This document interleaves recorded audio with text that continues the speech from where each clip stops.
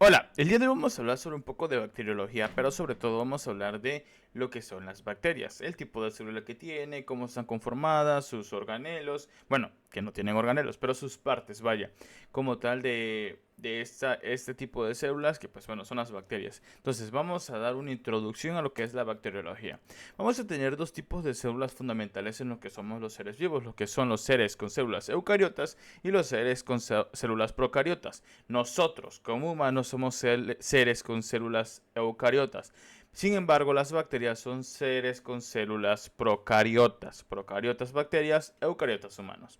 ¿Qué es una célula?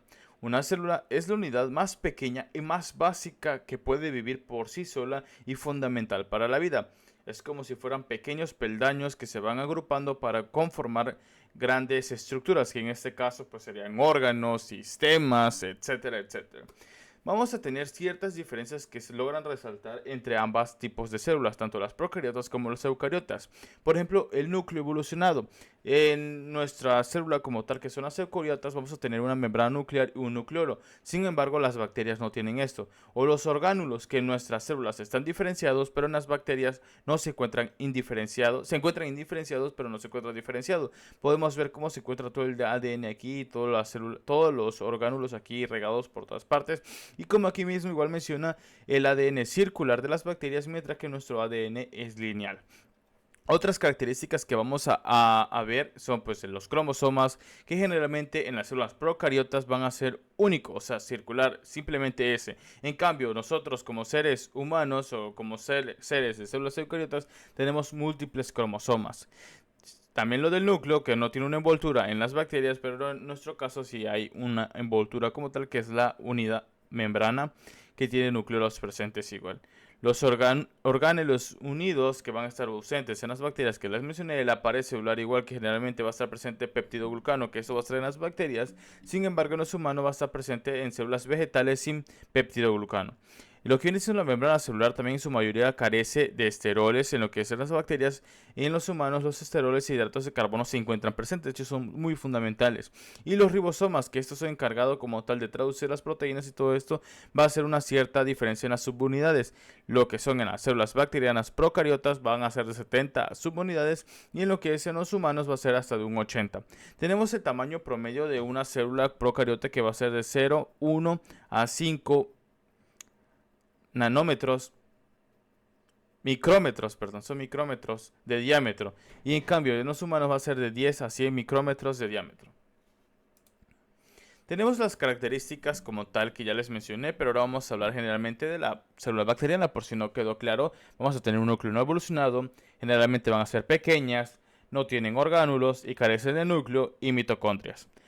Tienen un ADN circular y no están asociadas a proteínas de histonas. O sea, no hay como tal todo eso de las histonas que vemos en los humanos. Ya mencionamos igual que tienen un cromosoma único.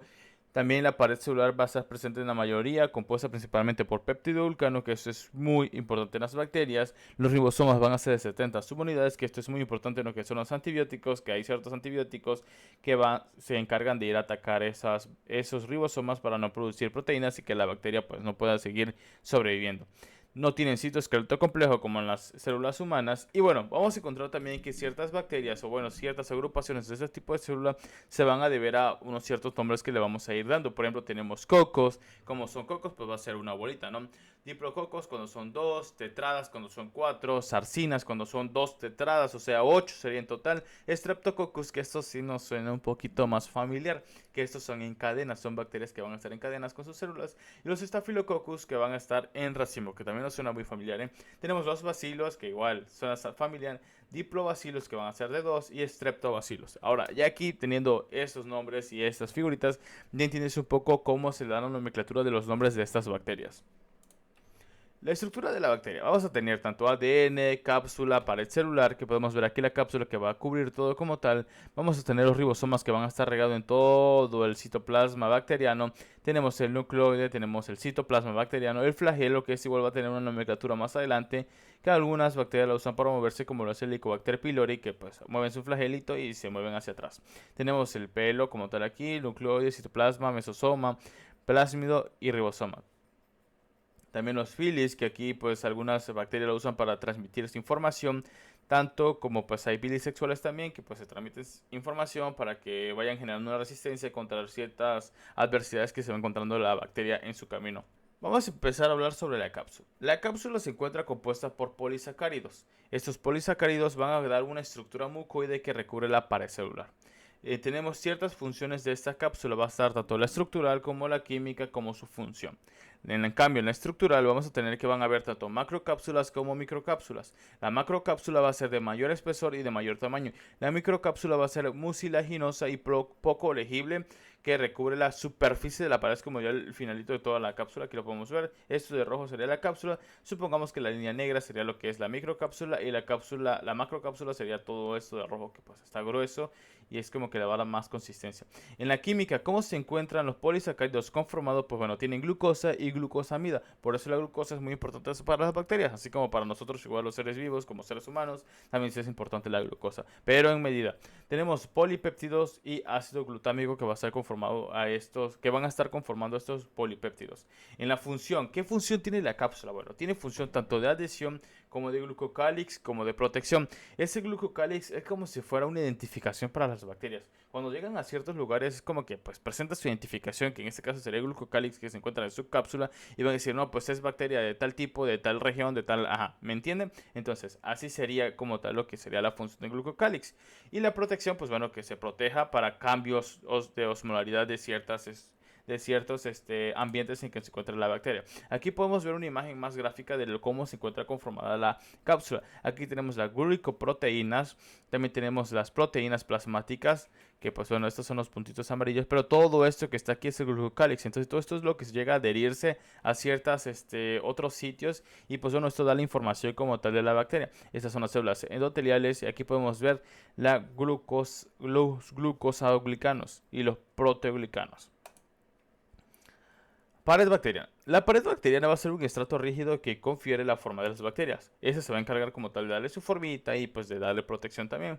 Pero bueno, hay ciertas bacterias, tanto las positivas como las gram negativas. Las gram positivas van a tener una pared bacteriana menos gruesa. En cambio, las gram negativas van a tener una pared bacteriana más gruesa. Esto también va a ser importante en lo que es la aplicación clínica para ciertos antibióticos. Hay ciertos antibióticos que son más, que suelen atacar más a bacterias con pared bacteriana gram positiva que con gram negativa, o al revés. Y aquí podemos encontrar otra vez las mismas estructuras de las cuales ya hablamos, como lo son los peptidoglucanos, el ácido lipoteicoico, que se encuentran aquí en la pared celular, que pues es la que estamos hablando ahorita. Y aquí tenemos la membrana plasmática, donde vamos a encontrar ciertos como tunelillos aquí, pues que bueno, son canales que pues igual van a necesitar para transporte de ciertos tanto iones como sustancia, como todo esto. Aquí podemos ver igual lipoproteínas, pero esto ya en las bacterias negativas, que se va a encargar como de adhesión contra todos estos peptidoglicanos. Los peptidoglicanos también son creados tanto por la misma bacteria, y también hay un espacio ahí donde pueden atacar los fármacos, que son los antibióticos, pero ya eso lo vamos a ver en otro video más aparte. Aquí podemos ver también que la membrana externa de esta bacteria gram negativa se encuentra conformada por fosfolípidos. También podemos ver aquí polisacáridos y porinas, que estos se encargan pues de introducir cierta sustancia que la célula necesite o que no necesite, y se excrete también. Aquí podemos ver que pues va a haber una parte de estructura que ya les mencioné, una parte de protección que igual, y una parte de tinción. Las bacterias gram positivas suelen teñirse de otro color, mientras que las gram negativas de otro color igual. La pared bacteriana se encuentra, bueno, compuesta por peptidoglucanos, que ya vimos que cuáles son los peptidoglucanos, que son estos. Pero ¿cómo se encuentran compuestos los peptidoglucanos? Bueno, los peptidoglucanos se encuentran conformados por N-acetilmurámico y N-acetilglucosamida. Estas estructuras que vemos aquí molecularmente, pues bueno, son los que se encargan de crear como tal la pared y darle protección a la bacteria y protegerla de los cambios osmolares. O sea, de que, no sé, un ambiente la bacteria no haga la lisis por tanta introducción de líquidos y pues como que explote, ¿no? Que aquí es donde actúan ciertos antibióticos. Por ejemplo, hay antibióticos que inhiben como tal la producción de peptidoglicanos y no dejan que la bacteria cree su propia barrera. Entonces se pierde esa protección, lo cual se introduce más agua, porque las bacterias suelen estar en un ambiente donde hay agua, y pues se introduce más agua, la bacteria se lisis y pues estalla literalmente. Cierto, los peptidoglucanos son lo mismo que la mureína. que las gram positivas y las gram negativas. ¿Cuáles son las diferencias? Ya les hablé un poquito al principio, pero vamos a hablarlo más a fondo aquí. Las gram positivas suelen ser más gruesas y formadas casi exclusivamente por peptidoglicanos. En cambio, las gram negativas pues suelen ser un poquito más delgadas. Las gram positivas presentan en su pared ácidos teicoicos y lipoteicoicos y nunca están en la gram negativa estos ácidos, tanto los teicoicos como los lipoteicoicos. Los polímeros de glicerol o ribitol que tienen propiedades antígenas y participan en la adherencia de otras bacterias y epitelios. Estos también son propios de las gram positivas. En cambio, las gram negativas son lipoproteínas y tienen una bicapa de fosfolípidos. Tienen porinas y liposacáridos que estos van a tener una actividad de liberar endotoxinas de las bacterias.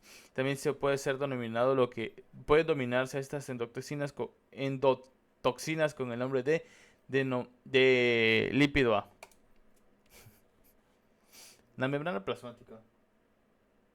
En la membrana plasmática vamos a encontrar que es una envoltura lipoproteica formada por proteínas y fosfolípidos que, a diferencia de las células eucariotas, no tienen esteroles.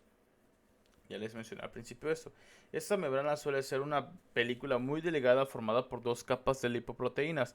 Mide alrededor de 5 nanómetros y tiene una barrera osmótica de la bacteria. O sea, la protege igual de los procesos osmóticos.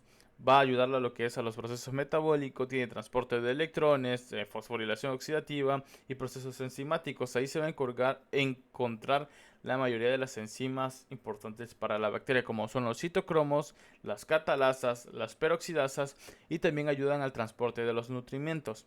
También ayudan a la excreción de los residuos, o sea, lo que ya necesita la célula, y también a lo que necesite la misma célula de esta bacteria. Los mesosomas. ¿Qué son los mesosomas? Bueno, tenemos mesosomas laterales y mesosomas septales. En mesosomas septales son estos que podemos ver aquí y laterales esto que podemos ver. Los mesosomas laterales tienen una función de secretar lo que son proteínas y los mesosomas septales ayudan tanto a la división de esta bacteria cuando va a dividirse, vaya, a la replicación de su cromosoma y a la de quimioreceptores de membrana. También tienen proteínas quimiotácticas. Todo esto es una función de los mesosomas septales, que bueno, al final terminan siendo simplemente invaginaciones de la membrana plasmática que tienen mucha importancia en el proceso de división de la bacteria. Los ribosomas, como ya les mencioné, las bacterias van a tener ciertas subunidades, que en este caso sería C. Pues bueno, la función de estos ribosomas no es nada más que la síntesis de proteína y estos se van a localizar en todo el citoplasma. Se pueden pues localizar en todo este espacio de aquí. Ahora vamos a hablar de otras estructuras más, como son las inclusiones, que estas inclusiones son reservas de energía. Las células procariotas no tienen mitocondrias, entonces tienen que tener reservas de energía que son las inclusiones. Las vacuolas son estructuras que guardan material gaseoso que pues esta ayuda a que la bacteria tenga una buena flotabilidad ya que se encuentra mayormente en agua, ¿no? Entonces esto ayuda a que la bacteria pues tenga una flotabilidad mayor y siga flotando, ¿no? Tenemos también lo que son las fimbria, que esos son pelos que utilizan la bacteria para adherirse a la superficie. Los filis, que mayormente se utilizan para la conjugación bacteriana y transferir material genético de información entre otras bacterias, bueno, de su misma especie.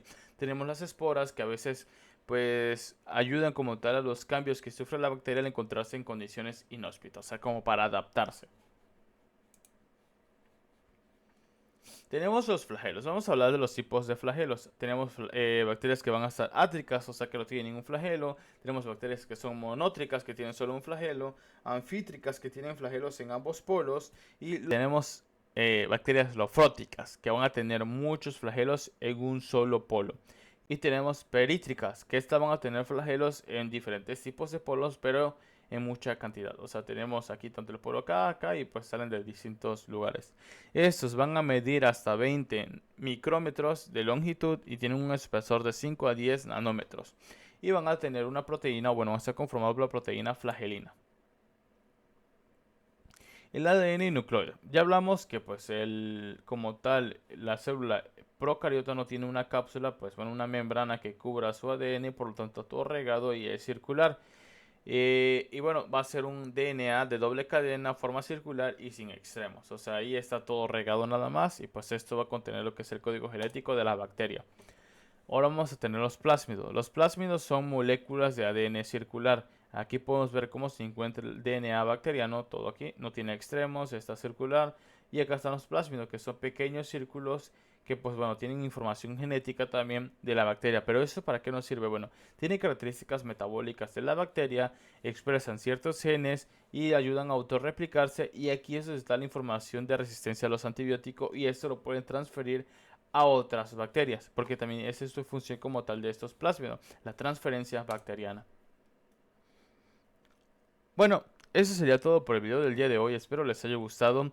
Todo esto lo saqué pues del manual Amir de infectología y del libro de Romero Cabello, edición 4. No olviden seguirme y dejar su me gusta para más videos así. Nos vemos hasta la próxima. Adiós.